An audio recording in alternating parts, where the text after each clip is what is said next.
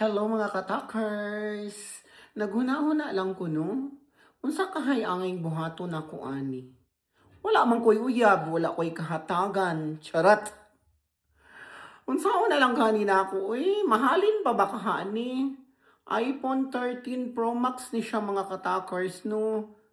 4 years din ako ning gigamit or 4 years and a half. Hindi din umabot ng 5 years bago ako nag-upgrade ng aking cellphone.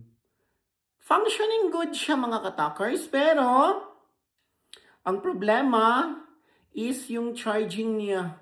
Only magnetic charger ang nagpa-function. Kasi yung dito niya may something wrong. Hindi talaga siya mag-charge kahit anong gawin ko.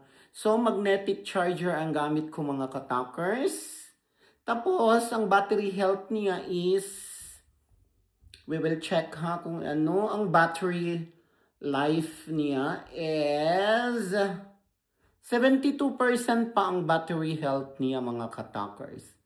So magbigay kayo ng idea sa akin since wala akong boyfriend, wala akong mabigyan nito. Chat! Mahalin pa kaya ito sa Pilipinas mga katakers? Mabenta pa kaya to? Medyo napag-iwanan na kasi ito ng panahon. Hindi ko alam kung mahalin pa kaya ito? Or maghanap na lang ako ng boyfriend. Wanted boyfriend for iPhone 13 Pro Max 256 gigabytes. Charat! Have fun watching! Afam-afam! Sagot sa tanang pangangailangan.